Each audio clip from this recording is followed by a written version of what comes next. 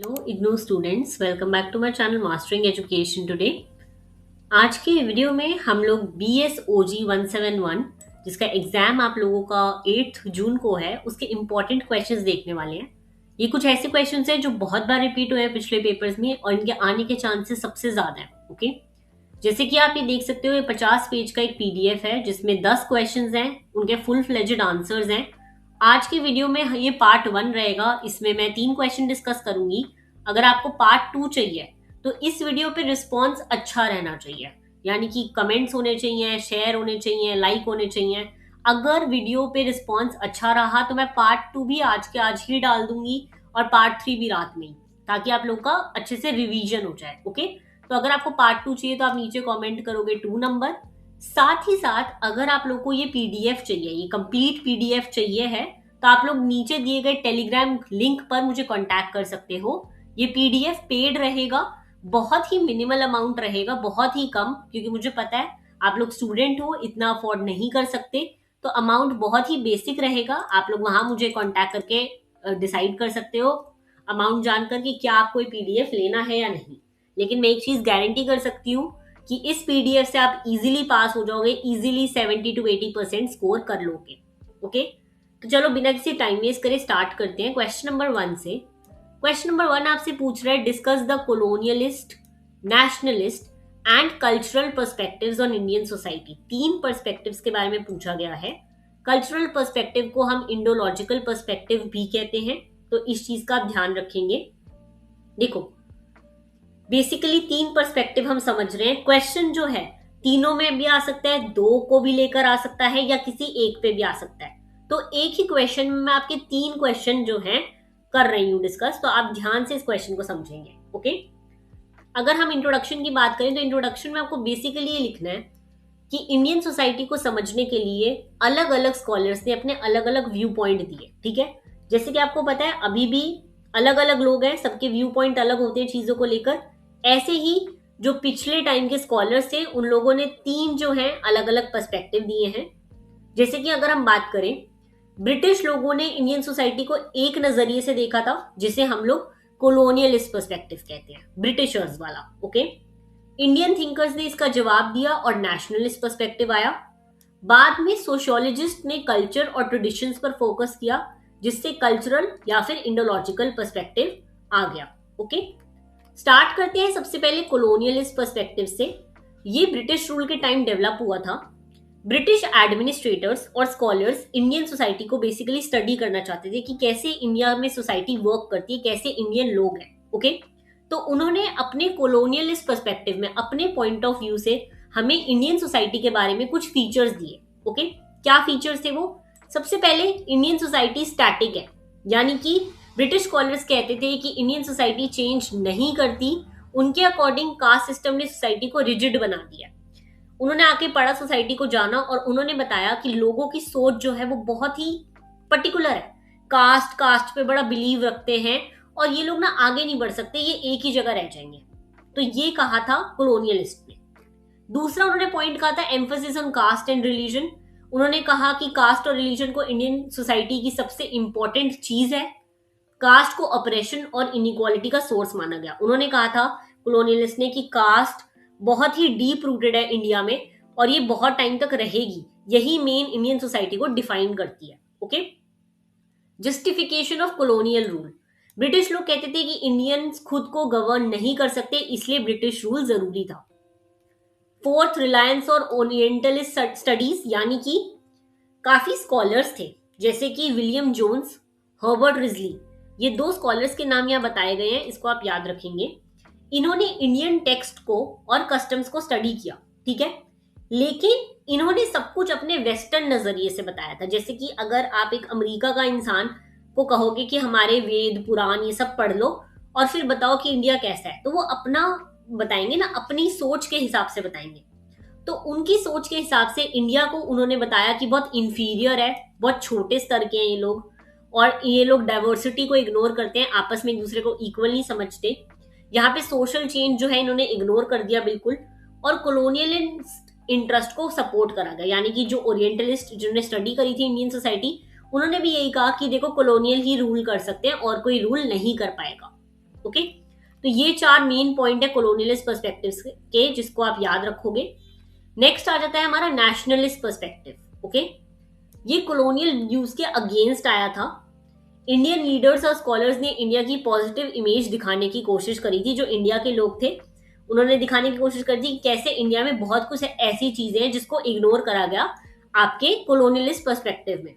क्या क्या बात हुई इसमें? सबसे पहले कल्चरल हेरिटेज पे फोकस करा गया। नेशनलिस्ट ने कहा कि इंडिया की सिविलाइजेशन बहुत रिच है, इंडिया ने फिलोसफी, लिटरेचर और स्पिरिचुअलिटी में बहुत कंट्रीब्यूशन दिया है। तो बेसिकली इंडिया की जो नेगेटिव चीजें उन्होंने दिखाई थी ना, इंडिया वालों ने वही चीजें पॉजिटिव करके दिखाई। Okay, rejection of colonial stereotypes, उन्होंने कहा इंडिया बैकवर्ड नहीं है, इंडिया का पास्ट बहुत ग्लोरियस है। तो उन्होंने जो भी कॉलोनियल की एक सोच थी उसको हटा दिया गया। ओके, यहाँ पे और क्या बात करी गई है देखो, सोशल रिफॉर्म्स को बहुत सपोर्ट करा गया है। नेशनलिस्ट ने कास्ट डिस्क्रिमिनेशन और जेंडर इक्वालिटी जैसे सती प्रथा ये सब खत्म करने की बात हुई थी, तो इस पे भी वर्क करा गया। नेशनल यूनिटी पे बहुत फोकस करा गया। उन्होंने कहा कि लैंग्वेज और रिलीजन अलग होने के बाद भी इंडिया बहुत यूनिटी रखता है। यहाँ पे मेजर थिंकर्स कौन आ जाते थे?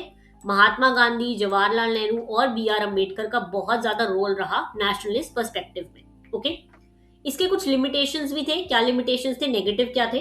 पास्ट को कभी कभी आइडियलाइज कर दिया गया। पास्ट में हमें भी पता है इंडिया में सही चीजें नहीं हुई थी, सती प्रथा वगैरह आप सोच सकते हो बहुत फॉलो होती थी।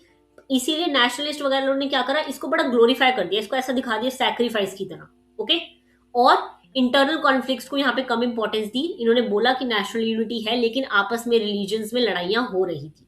ओके, फिर आया हमारा कल्चरल और इंडोलॉजिकल पर्सपेक्टिव। ये पर्सपेक्टिव कहता है कि इंडियन सोसाइटी को समझने के लिए इंडियन कल्चर और एंशिएंट टेक्स्ट को समझना जरूरी है। ऑब्वियसली यहाँ पे बेसिकली बात करी गई थी जो वेद, उपनिषद, रामायण, महाभारत ये सब थे, इनको पढ़ना बहुत जरूरी है अगर हमें इंडियन सिविलाइजेशन के बारे में पढ़ना है।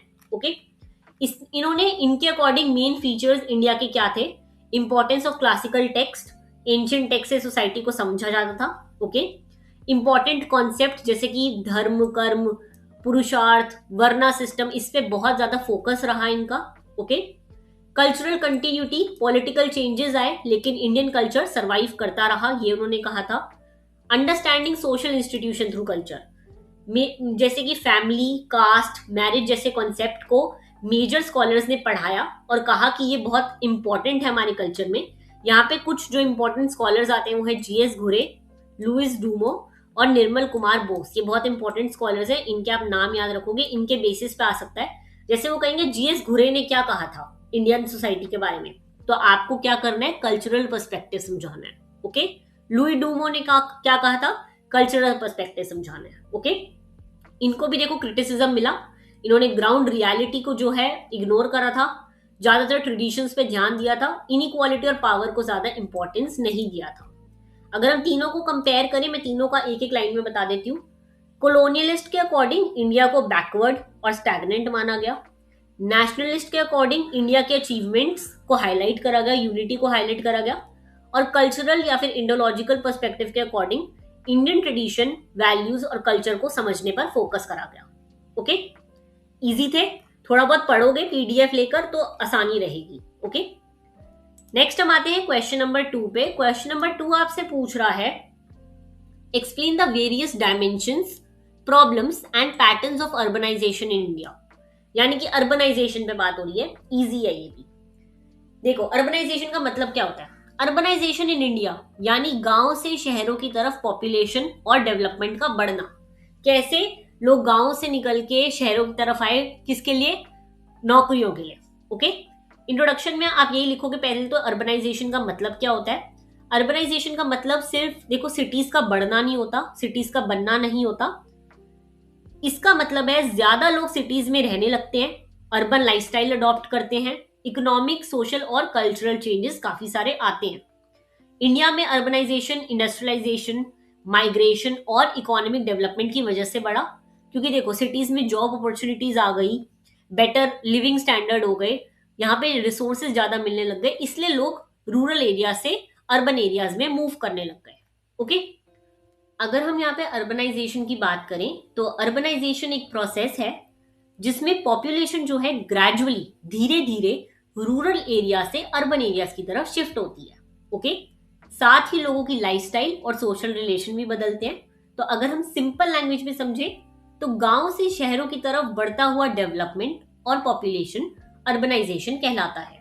ओके, बात समझ आ गई? इतना कोई डिफिकल्ट नहीं था। अब हम पढ़ते हैं वर्थ, लुई वर्थ। ये बहुत इंपॉर्टेंट एक सोशियोलॉजिस्ट है जिन्होंने urbanism as a way of life पे बात करी है, तो आपको ये पढ़ना जरूरी है। लुई वर्थ ने कहा कि सिटीज की 3 मेन कैरेक्टरिस्टिक्स होती हैं, यानी कि सिटीज जो है 3 चीजों से बनता है। इन्होंने किस में ये बात करी थी, या बुक का नाम जरूर याद रखेंगे।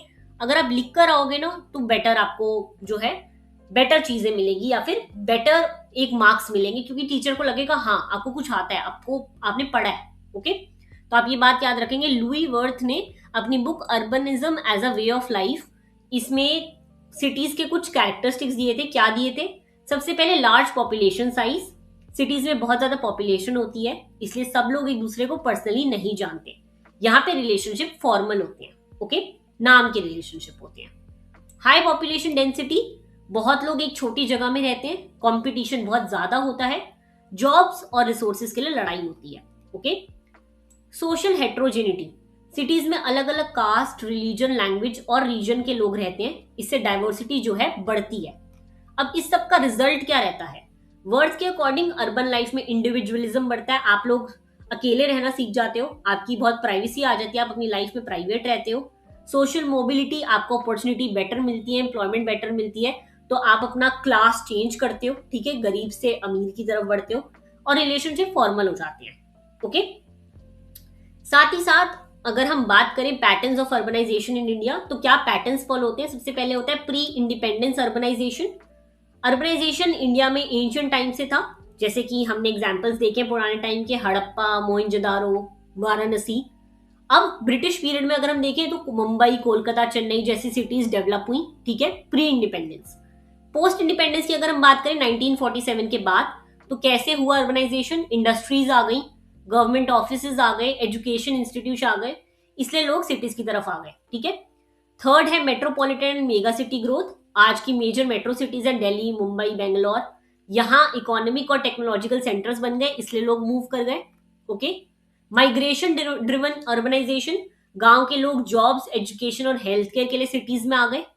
Urban sprawl and peripheral growth, cities अपनी ओरिजिनल बाउंड्री से बाहर एक्सपैंड कर रहा है, सबअर्बन एरियाज भी सिटी का पार्ट बन गए, जैसे कि दिल्ली है, लेकिन दिल्ली के अंदर ही हम काउंट कर लेते हैं एनसीआर को, गुड़गांव, फरीदाबाद, ये सब, क्योंकि ये एक कैपिटल सिटी के आसपास है, तो ये सिटीज जो है एक्सपैंड हो रही है। ओके, अब अगर हम डायमेंशंस देखें, यानी कि डायमेंशन मतलब किस किस चीज पे बेस्ड होता है अर्बनाइजेशन, तो सबसे पहले इकोनॉमिक, सिटीज में जॉब्स क्रिएट होती हैं, इंडस्ट्रीज चलती हैं, इसलिए लोग आते हैं। सोशल डायमेंशन, एजुकेशन के लिए आते हैं, सोशल मोबिलिटी के लिए आते हैं, नए ऑक्यूपेशन के लिए। कल्चरल, यानी कि सिटीज कल्चरल एक्सचेंज का सेंटर बन जाती है, नए ideas, modern lifestyle. Political dimension, cities governance और पॉलिटिकल एक्टिविटीज की इंपॉर्टेंट सेंटर होती है, इसलिए लोग आते हैं। ओके, अब अर्बनाइजेशन की वजह से क्या क्या प्रॉब्लम आ रहे हैं वो देखेंगे। सबसे पहले housing shortage, very easy, population बहुत बढ़ने से हाउसिंग शॉर्टेज हो जाता है, स्लम डेवलप होने लग गए जैसे। अनएम्प्लॉयमेंट, सब माइग्रेंट को प्रॉपर जॉब नहीं मिलती, लोग इनफॉर्मल सेक्टर में भी काम करते हैं, जैसे कि मजदूरी वगैरह। प्रेशर और urban infrastructure, road, water supply, electricity भी उतना ही ज्यादा रिक्वायरमेंट होता है सिटी में, तो उसका प्रॉब्लम आता है। ओके, एनवायरमेंट को हम डिग्रेड करते हैं बड़ी बड़ी बिल्डिंग्स बनाने के लिए।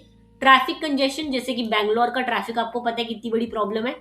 सोशल प्रॉब्लम, आइसोलेशन है, स्ट्रेस है, लोग ज्यादातर अकेले रहते हैं तो गलत चीजों में पड़ जाते हैं। ओके, रीजनल इम्बैलेंस, डेवलपमेंट कुछ ही सिटीज में कंसंट्रेट हो जाता है, तो बाकी जो सिटीज, बाकी जो और शहर हैं वो और पुराने हो जाते हैं, है ना। तो अब हम मेजर क्या ले सकते हैं सस्टेनेबल मेजर अर्बनाइजेशन के लिए? प्लान करो डेवलपमेंट को, हाउसिंग अफोर्डेबल रखो, यानी कि आप क्या चीजें ऐसी कर सकते हो जिससे अर्बनाइजेशन और बेटर हो सके। एनवायरमेंट को प्रोटेक्ट करो, एम्प्लॉयमेंट लाओ, गवर्नेंस स्ट्रॉन्ग करो, यही सब है इसके आंसर। ओके, इजी था। Okay, now let's move on to the next question, that is question number 3. Describe village as a social unit in India. Very important question again, काफी बार paper में आया है, ठीक है, तो आप इसको अच्छे से पढ़ेंगे क्योंकि ये क्वेश्चन इंपॉर्टेंट है। मैं आपको बता रही हूँ, मेरे को पूरा विश्वास है कि ये क्वेश्चन आ सकता है। ओके, देखो, विलेज सिर्फ गांव या घरों का ग्रुप नहीं होता, ये एक कंप्लीट सोशल सिस्टम है अपने आप में। ठीक है, विलेज से आपको क्या याद आता है? गांव। बट ऐसा नहीं है, इनकी अपनी एक फैमिली होती है, कास्ट, रिलीजन, अपनी इकोनॉमी, यहाँ तक कि इनका पॉलिटिक्स भी अलग है। जैसे कि आपने पढ़ा हुआ है, सुना हुआ है, पंचायत, है ना? तो इसमें वो सब भी अलग होता है। तो इसलिए विलेज एक प्रॉपर एक सोशल यूनिट की तरह माना जाता है, क्योंकि ये एक तरह मिलकर अपनी सोसाइटी को चलाते हैं। इसीलिए विलेज को इंडियन सोसाइटी की फाउंडेशन भी कहा जाता है बेसिकली। अगर हम इसकी मीनिंग की बात करें तो विलेज एक छोटा रूरल कम्युनिटी होता है जहां लोग जो है एक साथ रहते हैं, एक दूसरे के साथ इंटरैक्ट करते हैं, इकोनॉमिक और सोशल एक्टिविटीज में पार्टिसिपेट करते हैं। यहाँ सोशलाइजेशन, कोऑपरेशन और सोशल कंट्रोल होता है।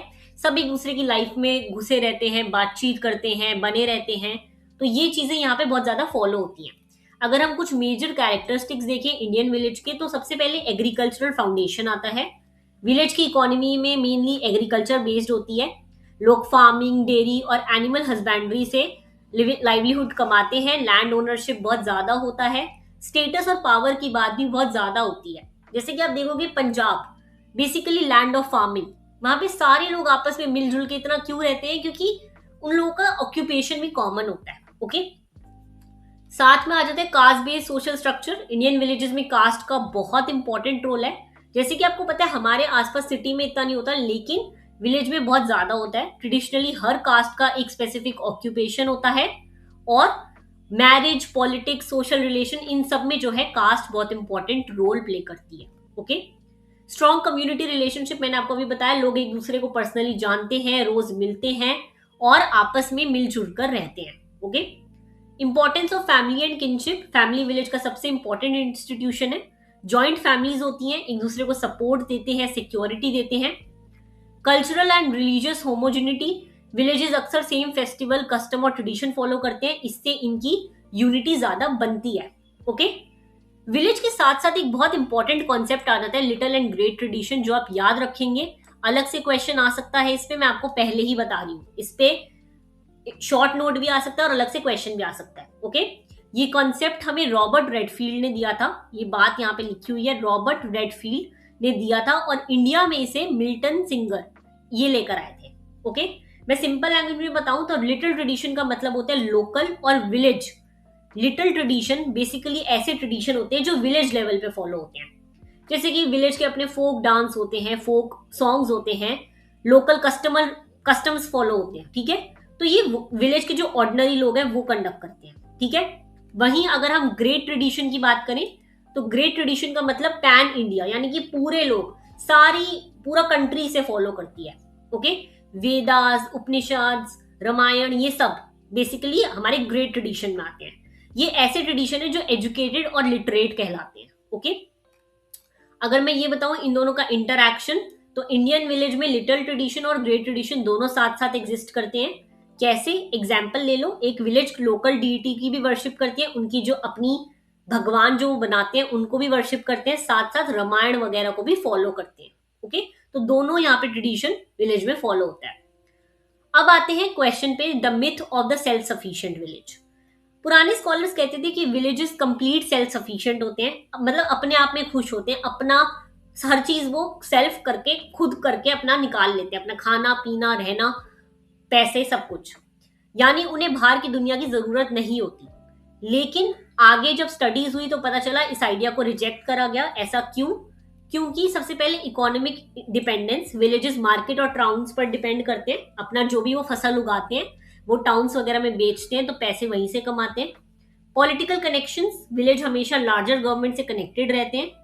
कल्चरल इंटरैक्शंस, फेस्टिवल, पिलग्रिमेजेस और माइग्रेशन विलेजेस को आउटसाइड वर्ल्ड से कनेक्ट करते हैं, इसलिए विलेजेस कभी कभी कंप्लीटली आइसोलेटेड नहीं होते।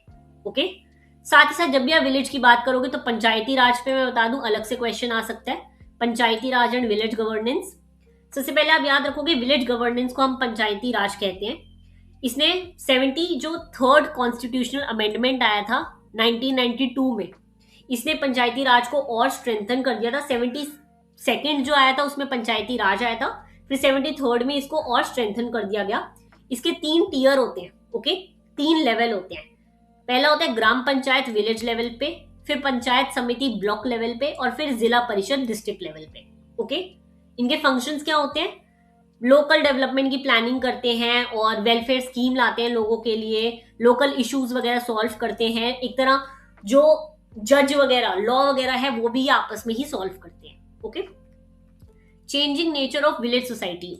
मॉडर्नाइजेशन के बाद विलेजेस में काफी चेंजेस आए हैं, जैसे कि एजुकेशन बढ़ गई है, माइग्रेशन बढ़ गया है, लोग मूव कर रहे हैं विलेजेस से, नई नई टेक्नोलॉजीज आ गई हैं, पॉलिटिकली अवेयर हो गए हैं, आपस में अपने राइट्स वगैरह पता लग गए हैं, और मार्केट का बहुत ज्यादा रोल हो गया है। ओके, ट्रेडिशन ऑक्यूपेशन यहाँ पे बढ़ते जा रहे हैं नहीं, क्योंकि ग्रेजुअली डिक्लाइन भी हो रही है ये चीजें अब। ओके, काफी सारी चीजें हमने एक ही क्वेश्चन में कवर करी है, देख लो। इसमें से मैं बता रही हूँ 3 से 4 क्वेश्चन बन सकते हैं।